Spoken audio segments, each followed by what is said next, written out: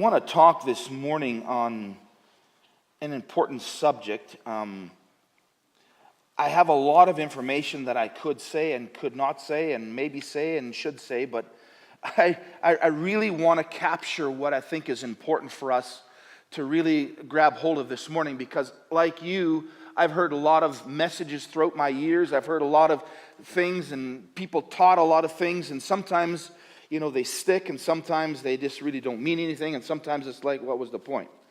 I want us to honor these moments we have together, because I believe these moments, if we're stewards of the moments that God gives us, there's always the potential of someone's life to be transformed.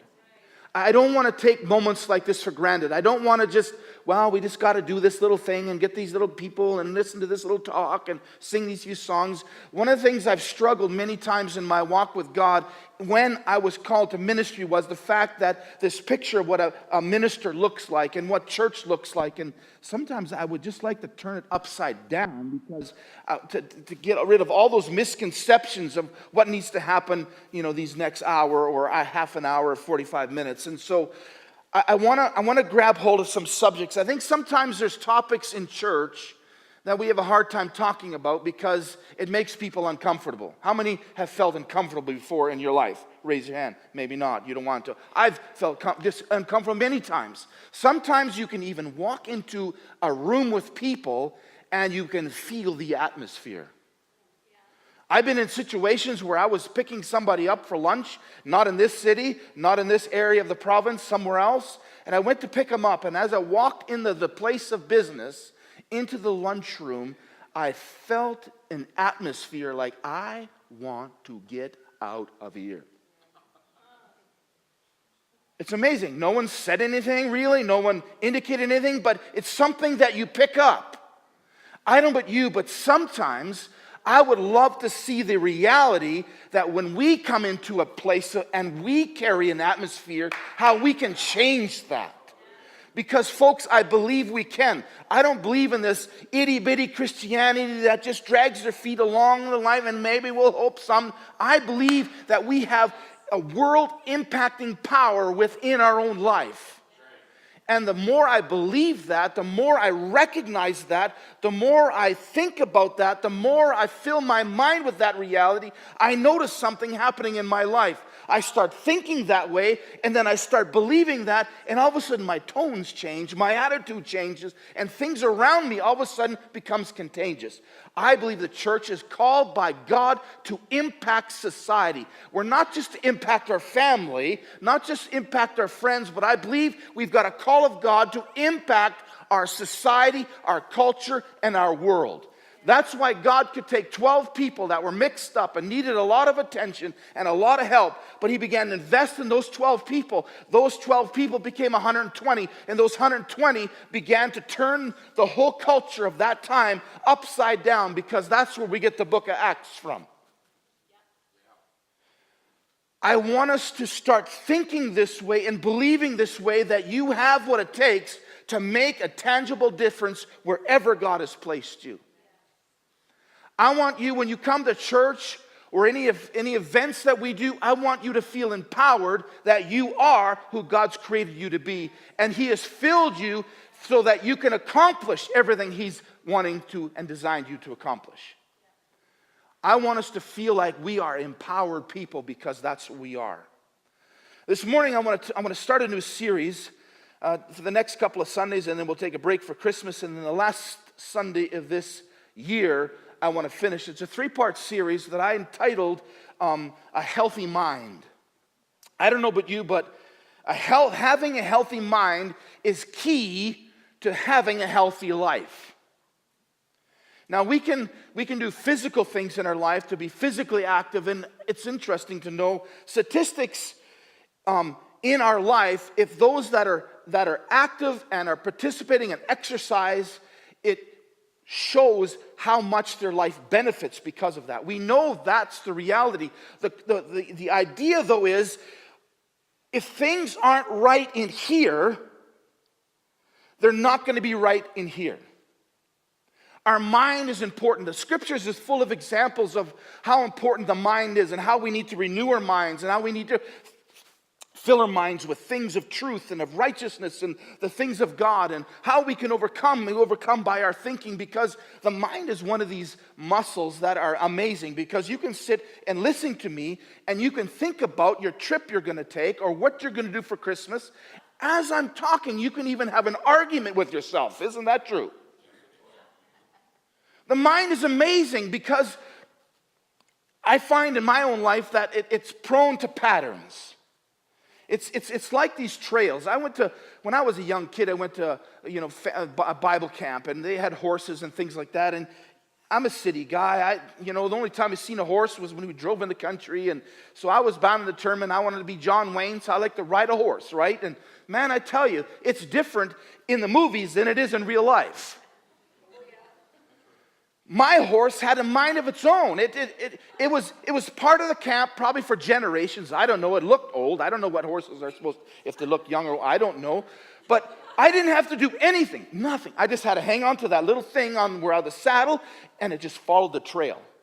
Because I tried pulling it, and it wouldn't do anything. It just stayed on the trail. I thought, this is no fun. I watch TV, and they just gallop and they run, and after a little while, it's like, this is starting to get uncomfortable. Okay, now he stops, and you're like this. There's so much adjustment to make, but the thing that stuck out in my mind was it wouldn't veer from its path. It probably got so used to one horse after the other, after the other, the other, and they would go down this trail, and then come back to the barn, and that was your ride. I was like, wonderful. I don't like following trails.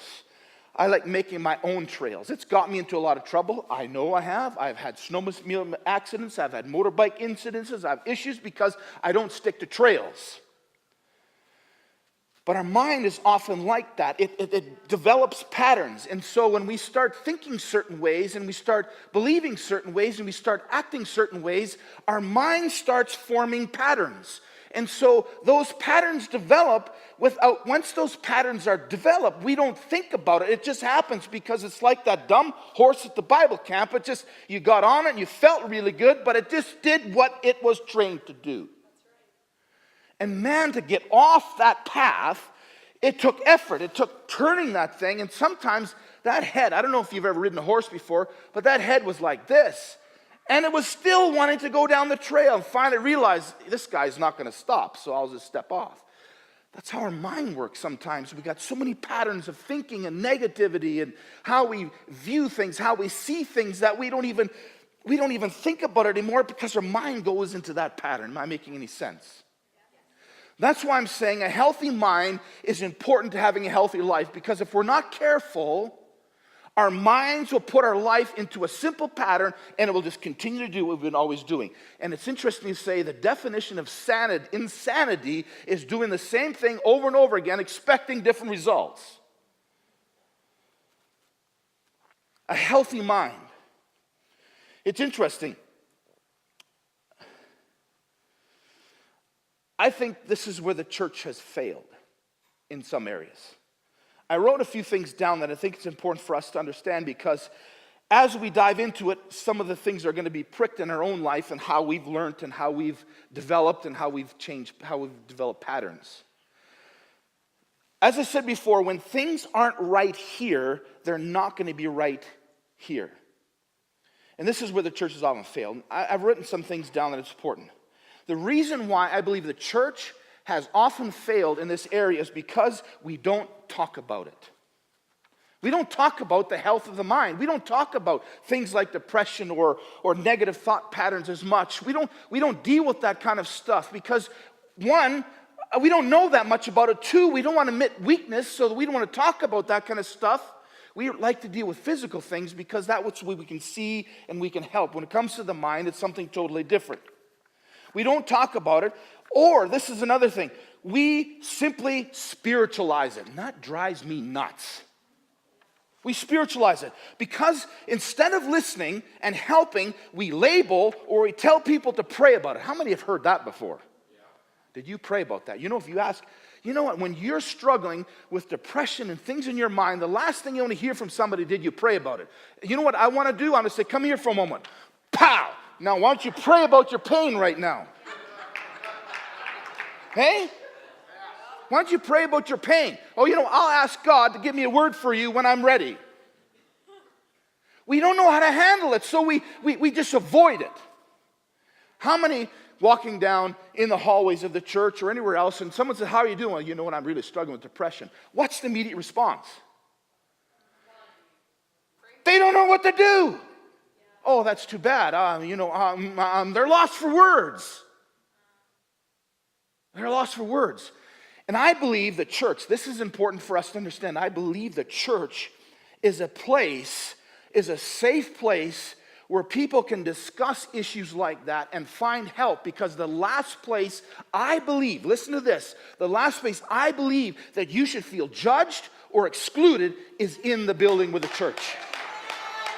Because I believe this church, I believe this is a place of healing, a place of perspective, a place where people can talk about struggles and issues they face, and a place that they get life. For so long, listen to me now for so long, the church did exact opposite. They label people, they condemn people. They said, you better clean up your act or you don't belong. I remember pastoring a church, and one of our guys decided he was going to round up the homeless in the city. And he rounded up the homeless in the city, and he brought them and he put them right in the front row. It was like 2 rows of them. And we had a long-standing member say this one time: I would appreciate it if you wouldn't put them in the front because they stink. You know what I said? No, the problem is you stink. You've been here too long. You think this is a clean place. You've been here too long. You think everybody's perfect. You've been here too long. You find out who's not perfect and you remind them of that. You stink. You stink. The church is a place where we bring hope and healing. And if we can't talk about certain subjects because it's taboo or we don't know how to deal with it, my challenge then we need to learn how to deal with it so we can help people. So instead of listening and helping, we label or we tell them to pray about it, or worse. This is worse. Now listen to this. This is worse. Now if you've grown up at the church all your life, this is a normal response. You give them a whole pile of scriptures to read and send them on their way. The word of God does not return void. I've had that quoted me many, many times as a pastor. I'm thinking, yeah, but if you tell it wrong and explain it wrong and demonstrate it wrong, what are they going to walk away with? Something wrong. We got to begin to look at stuff like this with great importance and necessity, because I'm not a researcher, okay? I don't research well. I do research, but I don't research. I get lost in details. It's like, okay, just tell me in a sentence what it is. Don't give me 3 pages. Give me a sentence. It's interesting. I did a research study that wasn't a page long, that I found out that Statistics Canada in 2017 said 1 in 4 Canadians have suffered with or experienced or are currently going through some sort of depression or mental health problems. 25%, 1 in 4. You know what's interesting? When you change that and you say, pastors, guess what happens there? Guess what happens? This is a survey done by Influence Magazine. Influence Magazine. In 2018, I believe, this article was on pastors. They said up to 50% of pastors have struggled, do struggle, have experienced some sort of depression or mental illness. 50. When the average population is only 25. Wow, I did not know that. I knew there was often that was reality. I didn't know it was that high. It's interesting, if you do any kind of researching and looking at the whole concept of mental health, you will recognize something that is one of the most growing problems in society today. It's something that years and years and years and years ago it was not nearly as prevalent, maybe because it wasn't recognized perhaps, but that is one thing that's happening that's skyrocketing because people are living with more and more pressure than ever before. So how does the church deal with it? How do we confront that? And how do we bring help? And how do we bring healing to situations like that? Because like many of you, if that statistics is true, 1 in 4 suffer with it in some degree or another. I look around this auditorium and those that are listening and watching, 1 in 4, statistically, you've either confronted or faced it or going through it.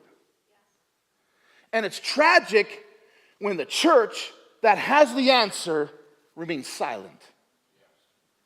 Well, we'll give you a phone number to call.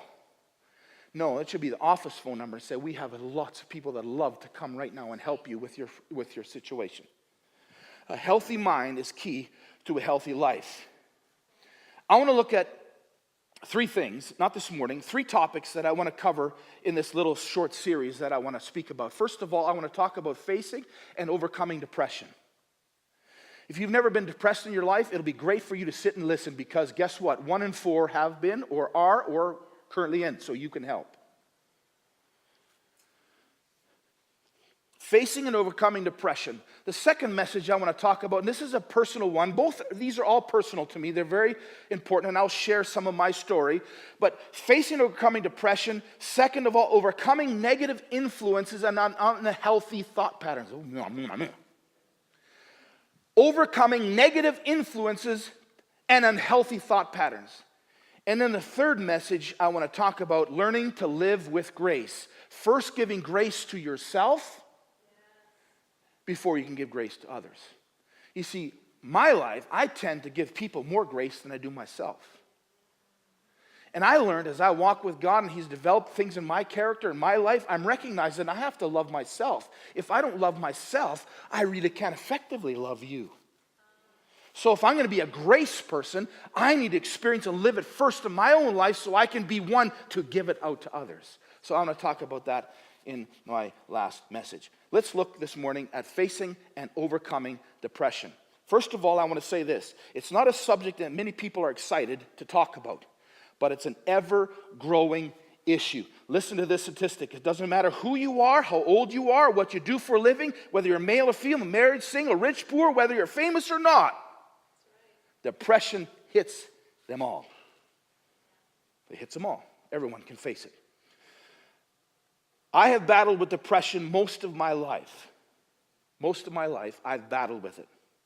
I have learned to work through it, but I still have to battle with it. And I don't know if you've struggled with it in your own life. There are seasons where it's way more intense than it is in others. Way more intense. So what have I learned? What are some of my experiences? As I said to you before, I'm not going to give you necessary facts or statistics, although that's good and that's important. I want to give you personal first-hand experience of how I work through it and how I've seen others work through it.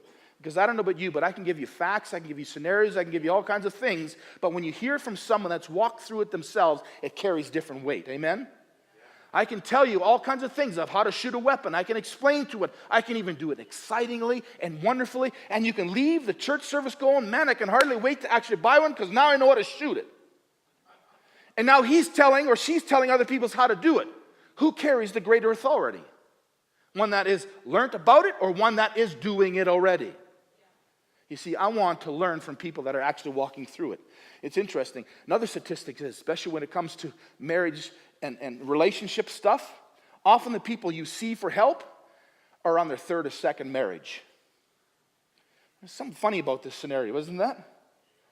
There's a difference between theory and practice. I've been in the gym many times, and most of you know I love the gym. It really helps my mind. It helps me clear and all these other kinds of things. And I find if I don't go to the gym, it takes about 2 weeks, and I struggle with depression.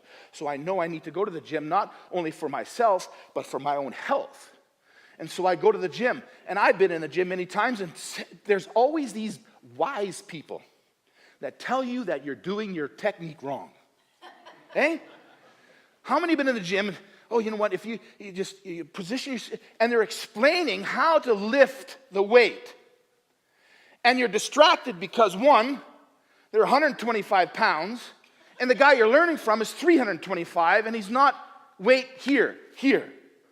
Who carries the greatest amount of authority on the subject? I would say, you know, you got a great opinion. I'm glad you have all the science behind it, but I like what he's doing, and that's what I want to be like. I want to tell you that we're here to learn from each other, not from a textbook where we can give you advice and you go, and that's all good. I believe that's important, but I tell you, I learn more from people that actually walked through garbage and went through it and survived and became greater. I've learned more from people like that than I do from someone that's going to teach me all about it. We can be book smart, which is important. There's a place to be book smart, but I'm telling you, it's the practical that will change your life. So what have I learned? First of all, I want us to talk about depression is real. The last thing we should ever do is ignore it or refuse to acknowledge it because it's real. It's almost like cutting yourself at work or at home where the wound opens up and it starts to bleed and the pain is intense and you just, oh, it's nothing, and you walk around living like nothing's happened. It's real. You can't ignore it. It's something that we have to confront and face. Everyone around us knows there's something's not right, but we're acting as if everything is okay. I want to tell you, depression is real. I don't know about you, but this was probably about 15 years ago. I still have a scar on my hand from how bad I cut myself over 15 years ago. I was on a job site one time, and it was hot outside. And it was really hot, and we were working outside. We were pouring a grade beam for big Quonset on a farm. And it was so hot. You know how when it's really hot, your jeans, everything just slides, it's tight, you know, that feeling of just, it's hot. And I thought, I'm going to make myself instant shorts. So I took a utility knife, opened it up, and I started this. How many know when you come to the seam, there's a little bit of thickness there, isn't there? The jean cut really well. But as soon as I got to that point, and what does Geoff do when things get hard? You try even harder. And if that doesn't work, you try even harder. Geoff doesn't stop and go, okay, let's look at this scenario.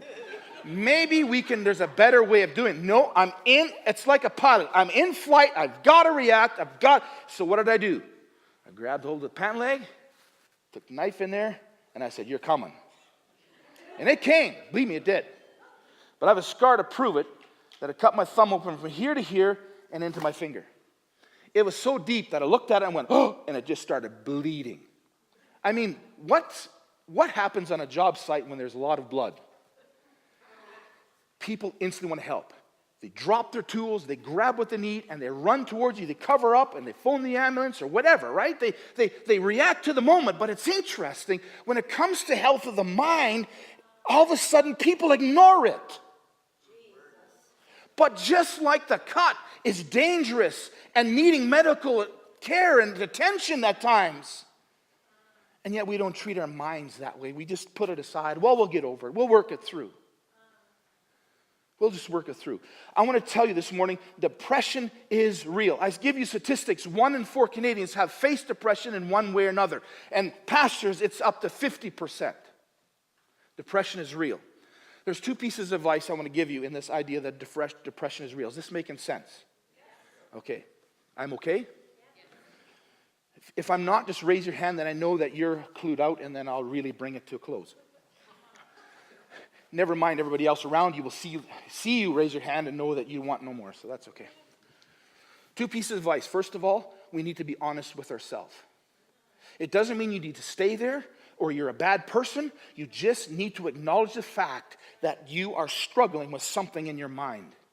Acknowledging helps begin the healing process. It's interesting. In Psalms chapter 42, I don't have it up there for you because I didn't know exactly where I was going with it. But in Psalms 42, one of my experiences that I was going through, in one of my dark times of my life where I really questioned God and wondered what was going on when we left ministry and started working and all that kind of stuff, I had to battle a lot of things in my mind because for so many years I was told I could never accomplish anything. I was useless and I didn't have a brain and I should use it. And so all those things that people around me would communicate and tell, you don't fit in, you don't do this, you're always different than everyone else, why don't you toe the line? And I could list you hundreds of things all my life I've heard from influential people, including the church. I've had the church tell me that, Geoff, you're not going to amount to anything unless you have a piece of paper on your wall. I've had a leadership of a church tell me that. You know what Geoff does then? he gets into this mode saying, I'm going to prove you wrong. And he does things for the wrong reasons because he wants approval from someone that has just rejected him. And when you don't get approval, and you try hard, and you don't give approval, and you try hard, and you don't get approval, you try hard, and you get rejection, you try hard, and people make fun of you, all of a sudden, that starts weighing down on you. Depression is real. David, one of my low times in my life, sometimes I didn't understand what was going on in my own life. And so I'm going to go through the book of Psalms because I know David, there was many times in David's life where he really hit low bottoms. And I thought, I can learn from somebody like that because I know he hit low bottoms, but also he rose back to the top. So I want to learn from somebody that has experience. So I began and I did a study through the whole book of Psalms. And what amazed me was there was many times David was very honest with God. And I want to tell you, God is never offended or taken back by our honesty. Do you know why? Because he knows it already. We can't hide nothing from him. We can't bury something and go, oh, yeah, mm-hmm. I remember one time I was a camp counselor many years ago, and the girls were always winning the best cabins. They were the neatest and cleanest. They put flowers, and perfume, and everybody, when they went into their cabins, they all, this. I thought, boys, come here. We're going to change this trend. We're going to take the prize every day for the rest of the camp. This is what we're going to do. I said, we're going to come in. I'm going to show you how to do hospital corners. And I said, we're going to tighten everything up real tight. We're going to sweep everything up, and we're going to make it look immaculate. Man, we did. We had hospital corners on our beds. I mean, if I could have had iron, I would have ironed them as well, but I didn't. But we made it all clean, nice and neat. But you know what we did? Because there was a ledge to get out of the cabin, we had a rug. You needed a dustpan, and that's something we didn't have. So you know what I did? I very strategically put all the sweepings underneath the rug. You'd walk in, you'd never notice. Because as long as you spread everything out, it's okay. But you lift the carpet, it's like, No one knew that. We won day after day after day after day. After day after day. We always won. And at the end of camp, what's your secret? We purposed. We watched when they went into the cabin. We went in there and cleaned and whatever else. We purposed to do those sort of things in our life. Sometimes in our life, we treat our life that way. We want to look good on the outside so no one will be disappointed, so we do a good job of doing hospital corners. How many know what hospital corners are? You don't have to be a nurse to do that, man. If you've been any time in the Army, you know what hospital corners are. We plugged in an iron at 5 o'clock in the morning, and I was ironing my hospital corners and my pillow sheet, everything. I can if I want to be very neat. The key is when I want. What's my point? My point is sometimes our life is like that, folks. We sweep all around. We spend time making sure the furniture in our life is just so nice. But we take all the refuge and all the stuff that we don't like about ourselves and what people have said of us, and we just slide it underneath the carpet. So when you take a peek, look in, it looks so neat and tidy. But yet if you lift the rug and the places where things are hidden, that mess hasn't disappeared. The mind is like that. We bury those things because, one, we don't want to tell people we're struggling with our thinking pattern. We don't want to tell people that I feel like I'm depressed. I don't like life. Yeah. And then we're often surprised when someone takes their own life and said, I thought everything was good. He had a good job. He had a good family. He had a good look at the vehicles he drove. Like, what was wrong with him? No one ventured to ask, how are you doing? Because everything was swept under the rug. And I want to tell you, the church is a place we lift those rugs and we don't embarrass people. This is a safe place where we lift those rugs and we come alongside them with dustpans and we go like this, hey, we'll help you make this better because that's not who you are. Depression is real. So in one of my low times, I said, I'm going to go through the book of Psalms and I'm just going to read examples of David. And I was amazed as I read. I wrote notes and as I read through it and stuff like this. Let me read some of it to you. Let me read something to you. Why am I so discouraged and my heart so deeply sorrowed? I do put my trust in you. I do praise you. But why am I deeply discouraged? All I hear is torment. God, you're my rock, but why have you forgotten me? Why must I wander around in grief, oppressed by my enemies? Their taunts break my bones. They scoff at me. They say, where is your God? Why am I so discouraged? Why is my heart so sad? You see, when the heart gets involved, we're at a whole new level. When our heart is damaged, everything else gets wrecked. David experienced low points in his life. Do you know that David spent a lot of his young life running from a guy that wanted to kill him? Many times David would be in a cave wondering, God, where are you? I'm all alone. My enemies are taunting me. There's nothing for life. I'm finished. And yet somewhere in the midst of that, David found a glimmer of hope, and he began to confess, God, you're my hope. You're my rock, my refuge. I have nowhere to turn. I can only turn to you. And so I learned through David's experiences that he too struggled with stuff. It's interesting. You read the book of Job, and Job lost everything. I'm talking the first 2 chapters of the book of Job, he lost everything. And it started off so well because when he started losing this and losing this and losing this, he began to worship God. You're still my God. I'm not going to. After a while, it started wearing down on him. And as he was going through his depression experience, he began to convey to those around him how unhealthy he was and that he despised the day of his birth.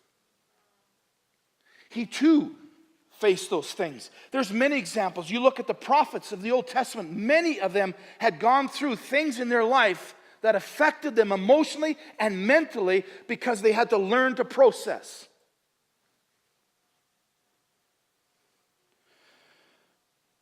I said it's important when we're in struggling that we have to be honest with ourselves. For me, the hardest thing was to come to honesty with myself. And this is why. I thought it was embarrassing. It's embarrassing. I don't like being embarrassed. I've been embarrassed many times in my life throughout my experiences and things, and people embarrassed me. I don't want to be embarrassed. So why I didn't want to be honest with myself? Because then I felt it was going to be embarrassing. Not only that, but it showed weakness. And I always wondered what people would think if they really knew what was going on in here. What's really going on? If somebody really knows, they're gonna back away from me. They're not going to trust me anymore. They're going to say, what? You're this and you're doing that. What is, whoa, we have a problem here. Or at times, people will use it against you. And I want to tell you with great respect, church, sometimes the church is the worst at that. Sometimes we have some very, very bad people in the pews that have wrecked people for years and years of ever setting foot in the church because we jam religion down their throats and our ideals of what church should be all about. We have to be honest with ourselves. The reality is, it's not that I was messed up, but rather my coping mechanisms, how I work through things, was damaged because of hurt and experiences throughout my life. I just needed repairing. It's interesting. People often come to us damaged. And before we come to conclusions about them, there are 3 things that I put in my mind. I'm going to give you very quickly that we need to remind ourselves on. When people come to us damaged, or they come to us different than what we are, or what we believe is important, and what we think is valuable, and people come from us from all walks of life, and that's what makes up the body, differences. We got to learn to celebrate differences. So when people come to us damaged and broken or having struggles and having to work through things, before we can say anything, church, before we hold up a sign, before we go to Instagram and Twitter and whatever else, Facebook, and make a comment of something that's happening, before we start calling a prayer meeting and highlighting everybody's garbage, there's 3 things that it's important that we need to know. One, if someone is being honest with us and beginning to share things that are deep within them, we have to remember 3 things. 1, do I really care? If you really don't care, you have no business listening. When you don't really care, we have no business listening. Because they're going to give you some information that if you don't care, you're going to get a microphone and you're going to tell everybody else of their problems. See, that's not the church. That's not the church. That's not the church. Do we really care? Do we really know them? You know how many times I made comments to people that I really know? I have to stop myself. Do I really know them? No. Then I have to cut my mouth shut. Third, have I reached out? Because if I'm not willing to invest, I'm best just to keep my mouth shut. We have far too many people, and I wrote this down because it's important. We have far too many people that want information so they can tell others to inform them of what they now know about somebody else. Man, what a mess we create. When we learn to love people, even if they hate our guts, man, I tell you, there will always be haters out there no matter what you do. You can cure cancer and there'll be still people that hate you. We got to learn to live through that stuff. We got to learn to push through that stuff. Depression affects people differently, so we have to learn not to compare ourselves with others. I gave you a little scenario in the gym. This person says, well, this is 3 weeks to a great arm workout. You're going to gain 2 inches on your arm in 3 weeks. Come on, give it a break. You're never going to gain 2 inches in 3 weeks. Not going to happen. Oh, yeah, if you do this and this and this. We can't compare. I remember going to the gym thinking, okay, I'm going to copy this guy and then copy this person, and it was never working. Because I had to learn how my body functioned and how my body reacted to things and how I worked through stuff. So I had to do a lot of trial and error, and I found out something that works for me. And I tell people, this may not work for you. You got to find what works for you. Try and test it, learn. And sometimes we take mental illness and we take depression and we label it all the same. If you just confess your sins, Jesus will love you, and you just thank him for the freedom you have, and you just think different, you're on your way. That's great advice.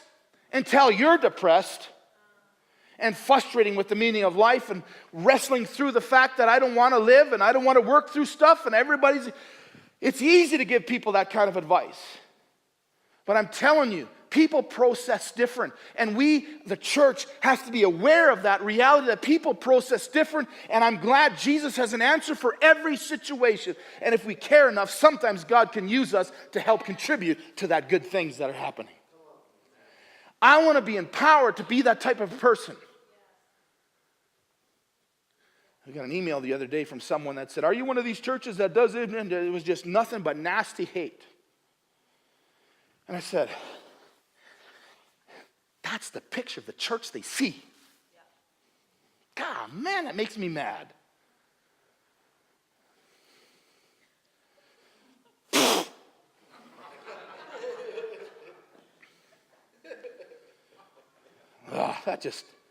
Doesn't that irritate you? I just want to take someone like that and slap them aside the head hard enough for them, the rocks to start rattling a little bit. Maybe they can think a little different. I know that's not right. Don't tell me that I'm not going to do that. But man, it sure feels good talking like that sometimes, doesn't it?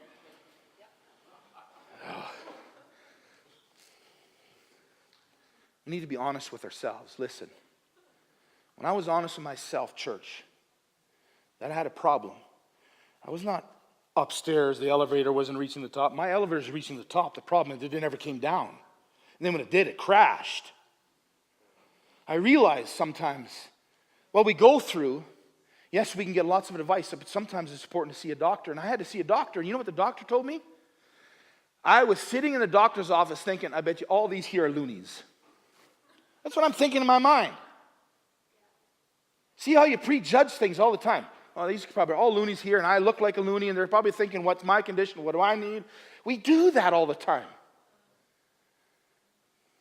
Man, we just got to stop thinking like that for other people and start thinking kingdom. And God, how can I just smile and bless people? And maybe I can pray for someone here in the waiting room and while they're getting in there. And this thinking different about everything, because so much of life surrounds about us and what we do and what we believe and what verses we know. And it's like, who cares? It's your character. It's what you do. It's what God does in you and through you that speaks louder than any verses you can read or prayers you can quote or things you can say you've accomplished.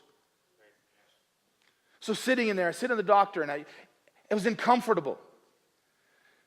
We have this thing in the family where, there's some, and blah, blah, blah. And I found out I had a chemical imbalance. And part of my problem was my elevator would go to the top and it wouldn't stop. But when it did, it would drop just as fast as it's gone down. And I don't know if any of you have gone through anything like that before in your life. That is not fun.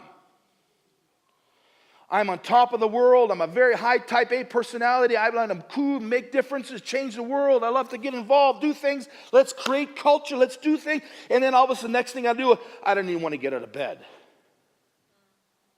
And for years, I lived like that, not saying anything, telling my wife to keep her mouth shut. Because if anyone had found out, I'll be labeled. I realized the doctor said, there's nothing wrong with you. Oh, thank you. He said, you just have a chemical imbalance.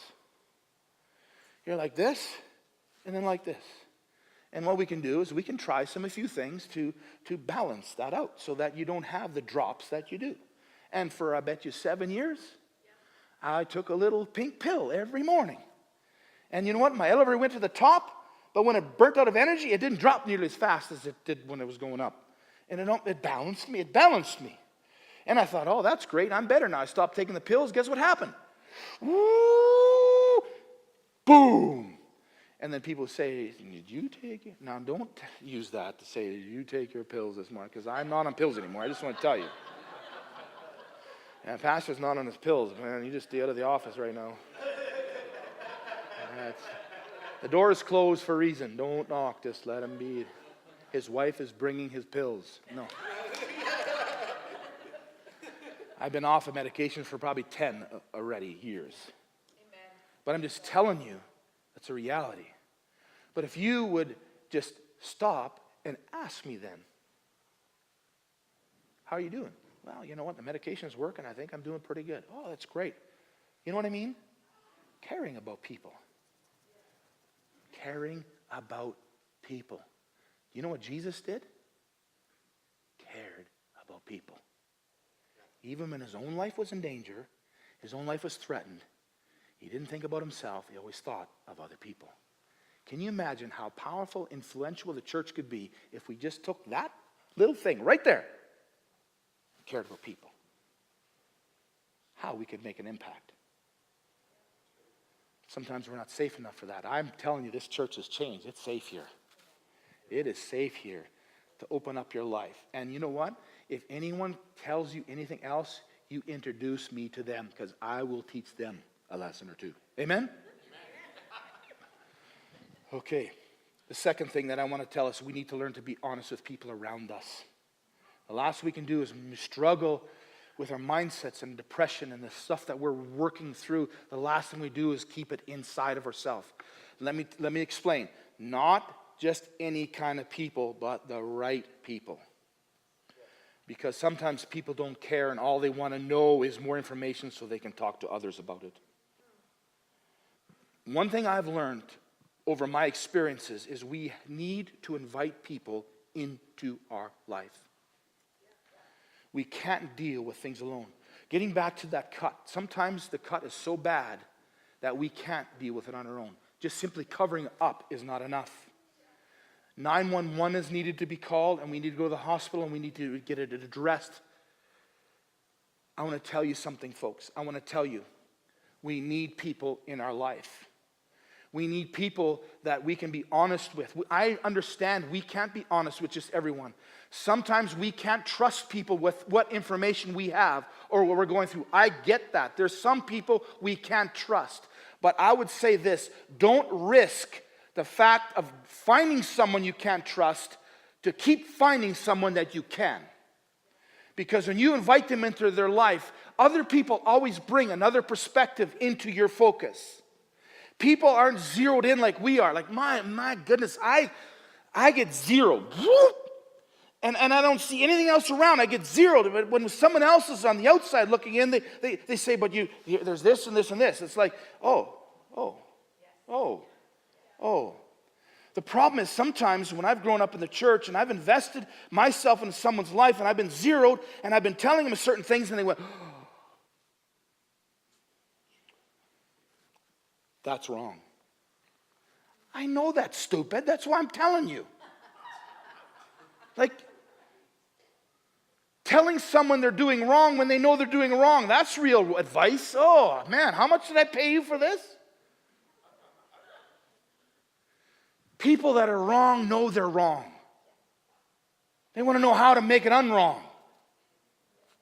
And man alive, I tell you, when you get the perspective from other people, they begin to speak life. They speak life. And when people around me would tell me, that's not who you are. It's not who you are. Well, that's how I feel. It doesn't matter how you feel. It's not who you are. Let me tell you who God says you are. And they began to invest in my life and speak health into my life, speak wholeness into my life. All of a sudden, something starts changing, and here I start getting healthier. And even when I make a mistake, I don't go right away down to the pit and dig deeper. I don't want to go there. I just want to just take a little breather right now because I know that's not going to be healthy. And I work through it because I've allowed people in my life to walk me through it. And sometimes those people in my life and in your life too have gone through similar stuff. And they have a testimony that it is possible that your life is not going to be like that forever. I'm glad when I follow Jesus, everything isn't easy, because if everything was easy, I would expect no problem, no struggles, no difficulties. And the reality is there are struggles and difficulties and stuff to work through. But the reality is Jesus comes alongside and he empowers me and empowers you to be who he's created you to be. He lifts you up. He doesn't help dig. He helps bury. Because what he did on the cross not only buries it, but takes care of it. And the more I understand his life in me, the more I begin to see his life in me, and the more I become him around me. We need to have people to invest in our life. This Lone Ranger syndrome is very dangerous. We look at it in nature. What's the most vulnerable animal in the jungle? The one that's by itself. One that's breaking from the herd. One that wants to do everything himself. I want to encourage you, take the risk and invite people into your life. You could be struggling with marriage. You could be struggling with thought patterns. You could be struggling with pornography. You could be struggling with relationships. You can be struggling with work. You can be struggling with all these things. And I'm telling you, when you invite people to come into your life that you trust and that are safe, all of a sudden they bring a perspective around. We need to learn to be honest with the people around us. Now, I'm not saying you walk down the street, how are you? Well, you know what, I just wanted to kill myself the other day and all that. They probably will keep walking. When you sit down with someone that really actually loves you and cares about you, is not going to be scared by you talking about certain things and saying certain things, and they're going to go, oh, let me pray for you. And the last thing when I was depressed, the last thing I wanted someone to do is lay hands on me and pray for me. Because I didn't think there was any hope, and I just thought, you're pawning it off someone else again. I want your help. You know what I mean? Well, let's gather around the saints and let's pray for this. Public humiliation is terrible, and the church is good at that too sometimes. How many struggling with depression here? Just be honest. Okay, come to the front. It's probably not a good idea to do that. They probably won't be back. I wouldn't be back, I'll tell you that much. I wouldn't put my hand up anyway, but if some that risked that and then, oh, what do we do? Oh, come on. We want to treat people as valuable assets. Can I use that word, assets? That's maybe not a valuable investments. Bring someone in your life. You can't deal with some of these things alone. Most of us that have struggled with depression, or we've bent down to isolate ourselves. And that's risky and that's dangerous because we don't get the help that we need. What did we talk about? I kind of went all over the place, didn't I? One, we need to recognize depression is real. We got to learn to be honest with ourselves. And then we got to learn to be honest with others. Bring people in your life. I want to tell you this. Yes, I'm a pastor. Yes, I believe in Jesus. Yes, I believe in God. But sometimes there's strategic opportunities where you bring God in at certain times. I want to tell you this. God has an answer for every one of us. No matter what situation we go through, no matter what difficulty we face, no matter what struggle in our mind. I've said this before, a healthy mind means a healthy life. We take care of the one organ that is dominantly in our life, and our life will reflect of how we look after ourselves. I want to encourage you to be honest with yourself, be honest with others, and then the last thing I want to talk about here this morning briefly is we got to remind ourselves, let me say it this way. God is never disappointed in us. God's never disappointed in us. Never. He never goes, you've been having that problem for how long now already? I can only do what I can do. The rest is up to you. I'm glad he doesn't do that. I think in my life, and I'm just being honest with you, church, I've been more disappointed with church people than I have with unchurched people. That's being honest. I've walked away mad or more when dealing with church issues than I do any other issues. Why is that? Because somehow we can create a self-righteous attitude where we have the answers, we have the right version of the Bible, we have the right scriptures to read, we have the right stuff. And you know what I found? This is interesting. What I found, the people that bark the loudest about issues in church usually have their own garbage bag full of stuff. They just scream the loudest because they want to draw attention away from themselves. I'm glad God is in the business of just cleaning up garbage. He's in changing our life. And when he pours into us, I'm telling you, I don't care what you've done in your life or what you've struggled with. When Jesus Christ comes into that aspect of your life, he changes perspective.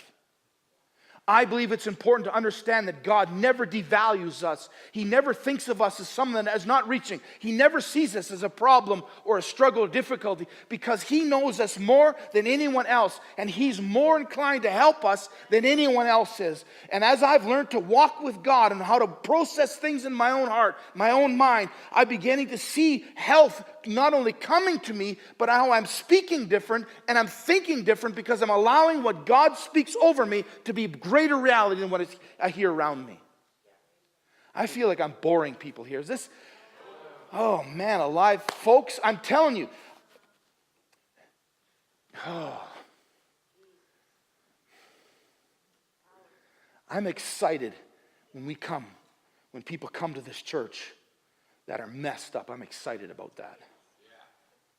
I'd rather have more messed up people in the church than people that have it put together, because people that think they have it put together, they look down on other people that don't. And I don't want to have room for people like that here, because that just turns people off. They get a wrong picture of Jesus and a wrong picture of what we stand for. I'm telling you, when I want people to drive by this building, I'll say, that church cares. I don't go to it, but if I would go to church, I would want to go there because they care. And it's amazing what has happened before where people do not attend this church. They hear how we are, and they recommend someone coming here for help. That's incredible. That's awesome. Let's fly that flag. We're here to help you. We're here to believe you. We're here to give you life, to give you freedom. I don't know about you, but more I focus on what Christ has done for me and how he's liberated me, how he's transformed me, the more I can have hope in people and more I can believe in people. There's times that I sit in a restaurant and I can, oh, my mind is so funny. I can sit there and go, oh, they're dating. This is probably their second date. Just how their body language is and everything else. And my wife said, quit looking at people like that. It's almost like I just love to observe. And I go, that guy's stupid. I can just tell by his expression on his face that he's stupid. Like, what? And I'm just thinking that, and I'm just talking like that. And it's like, and then she'll say this, do you even hear yourself talk? Have you ever had a spouse tell you that? Do you even hear yourself talk? You get up in the morning, it's like, I can tell you one thing, I'm going to get in the car's going to start, and the traffic's going to, sure enough, a wonderful train again. We talk like that, and we go around, and this is what's happened to me too. The trains come. How many love the train, right? The train. And, you little bugger, and go around, only hit one coming this way. It's like, oh my goodness. I remember watching an old Western. Years ago, an old Western where they robbed trains and they would put barrels of TNT on the track, right? And there was a sign about maybe a kilometer, T, another kilometer, N, T ahead, and the train had to stop because I feel like doing like that sometimes to our trains, like TNT ahead, stop, They just keep coming and they just keep coming and they keep coming. Life's full of stuff like that. So my wife says, do you even hear yourself talk? Well, no. You know what she said to me one time? You should record yourself. That's real good advice. You should record yourself. Why? I'm always so stinking negative. Oh, now this line is so long. Like, goodness sake alive. I just got a little piece to buy, and you got 300 different items. Do you know what it says? It says 11 items or less. Listen here, lady. You have 12. Back off the line. I got 1. Right? You know what the struggle is? I used to justify myself with that kind of attitude. You know why? I've been picked on all my life. I've been told I'm stupid. I'm dumb. Never going to amount to anything.